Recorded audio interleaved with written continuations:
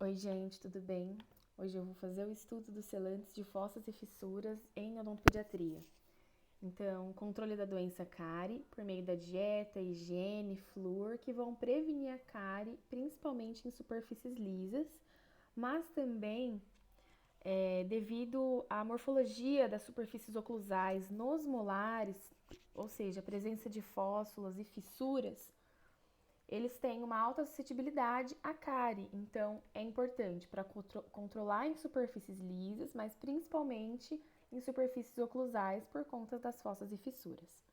Então, como definição, são materiais resinosos e ionoméricos que, quando aplicados sobre as superfícies oclusais dos dentes, atuam como uma barreira mecânica e física que impede com que os micro-organismos e os seus substratos provenientes do meio bucal entrem em contato com os sulcos e fissuras, dificultando, portanto, a formação de ácidos associados com o início do processo da lesão de cárie. Então, em resumo, é uma camada de material ionomérico ou resinoso que vai impedir o contato da saliva, juntamente com micro-organismos, com as estruturas oclusais dos dentes, iniciando uma desmineralização dessa superfície. Então, eles vão impedir essa desmineralização. Onde os selantes são aplicados? Nas oclusais dos molares, na palatina dos anteriores, na vestibular do primeiro molar inferior, manchas brancas de início de lesão de cárie, pequenas hipoplasias, pré-molares e molares recém-irrompidos e sulcos profundos em superfícies lisas. É necessário fazer o isolamento do campo operatório? O ideal, sempre que possível, é que seja feito o isolamento absoluto para a retenção do selante ter um melhor prognóstico. Mas, se não for possível, por conta das condições do momento de aplicação, ou seja, uma falta de material em posto de saúde, alguma outra condição, ou o dente, se o dente for irrompido e não suportar a colocação de um grampo, nesses casos, pode secar o local, seca a saliva, isolamento relativo, faz condicionamento ácido, sistema adesivo e aplica. Para o sucesso clínico do selante, é necessário que haja uma retenção, um selamento adequado da margem, para evitar microinfiltrações e também adaptação do material em toda a superfície. Isso é conseguido se for evitada a contaminação da superfície dental, por isso a importância do isolamento absoluto.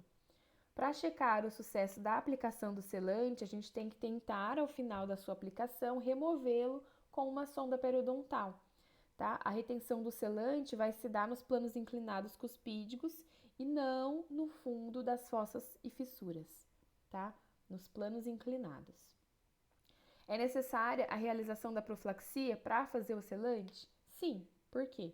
Para evitar uma contaminação e para limpar a superfície, a gente tem que fazer essa aplicação e não há diferença na utilização de pedra pómez e jato de bicarbonato. Sobre anestesia, então depende se vai ser realizada ou não. Então, se for fazer o isolamento absoluto para a colocação do grampo, na maioria das vezes deve ser feita anestesia, né, para evitar os traumas gengivais e dor, principalmente, né? É obrigatória a aplicação do condicionamento ácido. O condicionamento ácido é com ácido fosfórico, 37%, e depende. Por quê? Se existe o selante resinoso e ionomérico. Se eu for utilizar o selante resinoso, eu tenho que fazer o condicionamento ácido. Se for o selante ionomérico, não precisa, porque a sua aderência vai ser mecânica. Em dente tecido, é necessário aplicar mais tempo o ácido do que nos dentes permanentes, porque os prismas do esmalte, eles apresentam uma orientação diferente, sendo chamados aprismáticos. Além disso, o ácido ele é aplicado somente nas fossas e fissuras e não em toda a superfície, tá? É obrigatório a aplicação do adesivo? Nem sempre, só quando houver contaminação salivar na região. Então, na presença, por exemplo, de um isolamento absoluto, é interessante utilizar a aplicação de adesivo. Para ganhar tempo, pode ser feita a aplicação do adesivo, em seguida o selante e polimeriza os dois juntos, tá? Mas importante respeitar, né, a própria aplicação mesmo, para não ter problemas de depois do selante sair. Quais materiais a gente pode usar como selantes? Existem os selantes ionoméricos, existem os selantes resinosos, esses são os principais. Existem os selantes ionoméricos modificados por resina, que são caros, e resina composta modificada por poliácidos. Algumas observações. Então, a aplicação é feita no centro do sulco, em direção às vertentes, com a ajuda de um pincel fino. E isso evita a inclusão de bolhas. É importante não aplicar com microbrush ou com a sonda exploradora.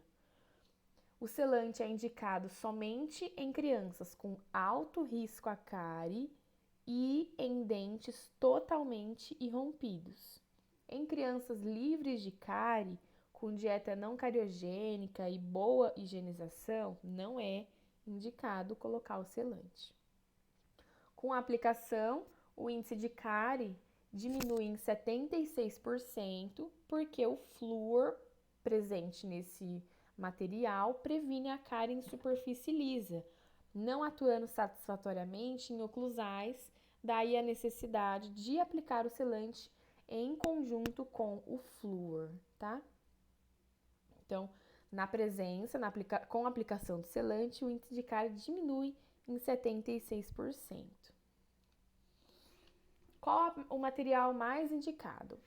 A Faculdade de Odontologia de Ribeirão Preto preconiza o uso do selante resinoso, associado ao sistema adesivo. Porque não há evidências científicas que há necessidade de substituir o resinoso pelo ionomérico. E a gente vai ver que tem algumas vantagens do resinoso em relação ao ionomérico. Além disso, apresenta propriedades físico-mecânicas superiores, né?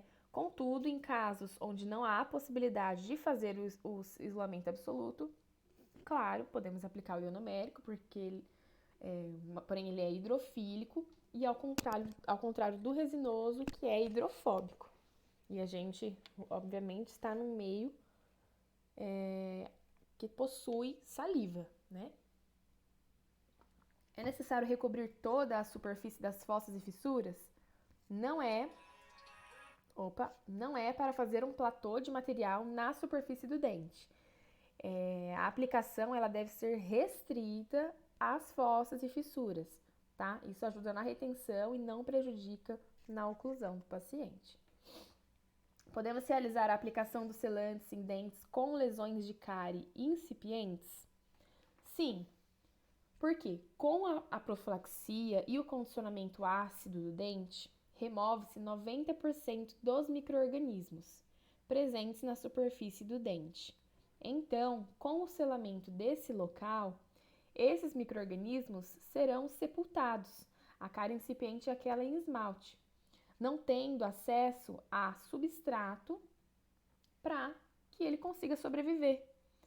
Agora, se há a presença de cárie oculta na dentina, a gente não pode fazer esse sepultamento, porque nesse caso existe um substrato, que é a presença ali daquela dentina, para a proliferação dessas bactérias, tá? Já quando ela está apenas a nível de esmalte, a aplicação do selante nessas regiões vão promover o sepultamento desses micro-organismos, tá? Então, profilaxia, condicionamento do ácido e aplicação do selante. Pode-se realizar uma restauração e sobre essa restauração aplicar selante? Sim, chama-se restauração preventiva. É quando há uma restauração no dente, mas essa restauração é acometida por cárie nas margens. Nesse caso, faz a remoção local da lesão, faz o condicionamento ácido com adesivo, restaura com resina e acima aplica o selante. Isso vai evitar com que apareçam outras lesões nas superfícies adjacentes, né? Nas superfícies laterais à restauração. Uma observação, necessário controle periódico para acompanhar o sucesso do tratamento. Com relação às indicações e indicações clássicas. Então, indicações: avaliação do risco de cárie, utilizado para o alto risco, crianças que possuem alto risco. Lembrando que a gente aplica os selantes apenas em criança com alto risco e cárie e em dentes que estão totalmente irrompidos. Então, a avaliação do risco cárie, utilizado para alto risco, passível de falhas, então o degrau entre o dente e o selante, que gera um acúmulo de biofilme. Dentes recém-irrompidos são mais suscetíveis à cárie, então nesse caso pode também ser utilizado, tá? Lembrando que quando o dente já está totalmente rompido é o ideal. Por quê? A gente acaba não tendo a presença da gengiva ali para interferir na aplicação, tá? Principalmente na região de molares posteriores, os últimos molares, pode ser que tenha a presença de um capucho gengival recobrindo aquela região e para resolver esse problema, para aquele dente recém-irrompido não ser acometido por cárie nas crianças que têm principalmente um alto risco, a gente faz um deslocamento daquela gengiva, permitindo um acesso na região oclusal e aplica o selante ali junto com um isolamento relativo, tá? Mas, então, alto risco de cárie, quando há um degrau entre o dente e o selante, então aquilo pode causar um acúmulo de biofilme passível de falhas e dentes recém-irrompidos mais suscetíveis a essa doença. As indicações clássicas, então, são fossas e fissuras de molares e premolares rígidos recém-irrompidos, pequenas hipoplasias, manchas brancas, sulcos profundos e superfícies lisas. No caso das manchas brancas, é isso que a gente tinha conversado aqui, que são as lesões de cárie incipientes, em que a gente pode fazer o sepultamento dos micro-organismos. Contraindicações, então, crianças com baixa suscetibilidade à cárie e dentes irrompidos há mais de 4 anos e livres de cárie. Tipos de selantes. Quanto à composição, podem apresentar ou não flúor na sua estrutura química, e quanto à polimerização, podem ser auto- ou fotopolimerizáveis. Não existe diferença quanto à retenção e à redução de cárie, mas os fotopolimerizáveis são mais indicados por terem maior tempo de trabalho. Quanto à carga, podem apresentar vidro de bário ou silicato de lítio e de alumínio, e com carga é mais viscoso, sem carga ele é mais fluido. Quanto à cor, branco, rosa, opaco, né? Aqui está um exemplo do selante rosa. Sucesso clínico, então, depende do controle de contaminação, da umidade, e isso vai refletir na resistência, na retenção, no selamento adequado, impedindo a microinfiltração posterior, tá? Com relação à técnica, aqui eu coloquei um resumo, né, do passo a passo da aplicação do selante. Então, seleção do dente a ser colocado, profilaxia com pedra-pómez, jato de bicarbonato, anestesia para colocar o grampo. MLA é uma associação de anestésicos. Isolamento absoluto, se bem realizado, promove maior retenção do selante. Aplicação do ácido no esmalte por 30 segundos no dente descido e 15 segundos no permanente. Lavar abundantemente com água, secar com papel toalha. Aplicação do selante com o uso do pincel no centro das fossas e fissuras para as vertentes das cúspides, tá? Evitando a formação de bolhas. Testa com uma sonda exploradora no final para verificar se ele está bem retido e aplica o flúor neutro após o procedimento finalizado. Algumas outras observações. Então, o isolamento absoluto do campo operatório é uma chave de sucesso. Então, 1 segundo de contaminação leva à formação de uma película bloqueando. A profilaxia, pedra-pómez e de carbonato, não tem diferença, mas é indicado mais simples, né? Escova de Robinson, pedra-pómez. Tempo de aplicação do ácido. Então, idade do paciente. Quanto maior a idade, maior o tempo. Esmalte, flúor. Quanto mais flúor, maior tempo. Dentes descidos, aplicação em 30 segundos. Dentes permanentes, aplicação em 15 segundos do ácido. Presença de biofilme e ou contaminação. Então, faz limpeza, seca e faz um novo condicionamento por 10 segundos. 3 padrões de esmalte. Tipo 2, tipo 3. Tipo 1, o ácido ele vai afetar apenas o centro dos prismas. Tipo 2, afeta a periferia dos prismas. Tipo 3, afeta tanto o centro quanto a periferia. A penetração do selante na superfície condicionada, então, depende da característica morfológica do esmalte, da composição química, da viscosidade e da velocidade de polimerização. Efeitos do condicionamento ácido não deixa o dente mais suscetível à cárie, porque em questão de horas, de dias, de meses, vai ter uma remineralização, tá? Então não precisa se preocupar, eu vou aplicar ácido ali naquela região, o dente vai ficar desmineralizado, vai favorecer a cárie. Não, porque em questão de pouco tempo aquilo vai se remineralizar, tá? E é importante, é um passo importante para a colocação do selante. Aplica flúor neutro após o procedimento finalizado. Viabilidade, então o ácido remove alguns micro-organismos e o restante vai ser sepultado pelo selante. Com relação aos requisitos de um selante resinoso. Então, união do esmalte, união no esmalte, aplicação clínica rápida, bom escoamento, resistência ao desgaste, baixa solubilidade e polimerizável prontamente. Lesões ativas e lesões paralisadas. Clinicamente, a gente tem que avaliar o tipo de biofilme que está sobre aquela lesão. Então, em lesões ativas, o biofilme ele é espesso e pegajoso. Nas lesões inativas ou paralisadas, existe ausência de biofilme ou um biofilme que é calcificado. E quando eu tenho a presença desse biofilme calcificado, existe um fator chamado selamento biológico. Então, o selamento biológico é o acúmulo desse biofilme calcificado, preenchendo o fundo das fissuras. Na técnica invasiva e técnica não invasiva, a gente tem que levar em consideração uma preparação mecânica, geralmente não é realizada, retenção significativamente mais alta, menor quantidade de bolhas, melhor adaptação marginal, diminuição de microinfiltrações. A retenção dos selantes nos dentes descidos.